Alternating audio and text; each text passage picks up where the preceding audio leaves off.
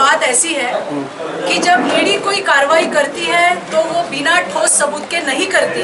ये हमने आज तक की जितनी घटनाएं हुई है उसमें हमने देखा हुआ है। दूसरी बात है कि आज मैं औरंगाबाद में हूँ तो मुझे पता नहीं वहाँ पे क्या चल रहा है, लेकिन आपके माध्यम से ये बात पता चली है कि बॉम्बे जो मुंबई का बॉम्ब स्फोट हुआ है उसका जो मेन सूत्रधार था दाऊद के भाई को, इब्राहिम कास्कर को ईडी ने 3-4 दिन पहले गिरफ्तार किया है और उसने जो स्टेटमेंट दी है उसके मुताबिक ये कार्रवाई हुई है, ऐसे मैंने प्रसार माध्यमों के माध्यम से देखा हुआ है। इसमें हम ये जरूर कह सकते हैं कि आज तक जितनी भी कार्रवाइयाँ हुई है, जिन जिन नेताओं पे हुई है, उनमें से किसी भी एक नेता ने आज तक ये नहीं कहा कि बिना सबूत ईडी ने हम पर कार्रवाई की है।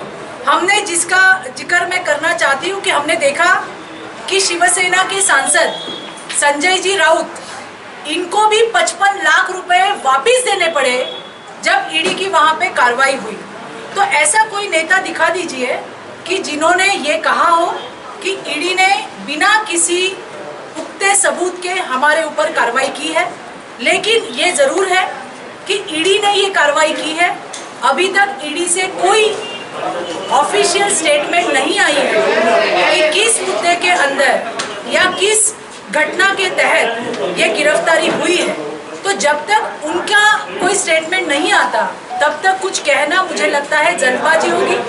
रही बात समर्थन की, तो इससे पहले भी जो राज्य के गृह मंत्री रह चुके अनिल जी देशमुख, इनके ऊपर ईडी ने कार्रवाई की थी।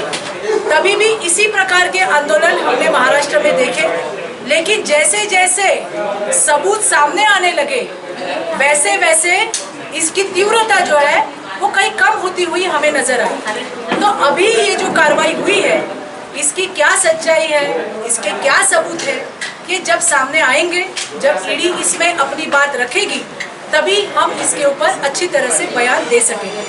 मुझे आपसे ये कहना है कि हमारे नेता सुधीर भाऊ मुनगंटीवार, जिन्होंने अभी दिल्ली में एक स्टेटमेंट दी है, वो बिल्कुल गौर करने वाली है कि जब आज के भारत के हमारे लोकप्रिय और यशस्वी पंतप्रधान नरेंद्र जी मोदी ये गुजरात के मुख्यमंत्री थे, तभी एक घटना के अंदर उनको भी सीबीआई ने 9 घंटे तक वहाँ पे बिठा के रखा था और उनकी इंक्वायरी की।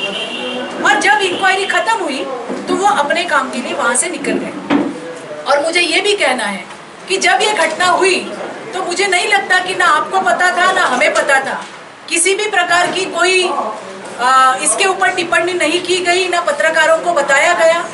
जो कानून व्यवस्था हमारे पास है और अगर हमें कोई एजेंसी वहाँ पे बुलाती है तो हमें वहाँ पे जाके हमारा बयान देना है। दूसरी सबसे बड़ी बात यही है कि हमने अगर कुछ किया ही नहीं है तो वहाँ पे हमारे ऊपर कार्रवाई हो ही नहीं सकती। इसलिए अगर जैसे मराठी में कहते हैं कि कर नहीं त्याला डर कशाला, तो डरना काय को, मुझे इतना ही कहना है कि अगर हमने कुछ किया ही नहीं है तो हमारे ऊपर कोई कार्रवाई नहीं है। गिरफ्तारी हुई इसका मतलब कुछ किया है ऐसा नहीं, अभी मैं वही कह रही हूँ कि ये गिरफ्तारी ईडी ने की है। जब तक उनकी ऑफिशियल स्टेटमेंट कुछ नहीं आती, इस मामले में कोई बात करना उचित नहीं होगा, क्योंकि जिनकी गिरफ्तारी की है वो सत्ताधारी पार्टी के हैवीवेट कैबिनेट मिनिस्टर हैं।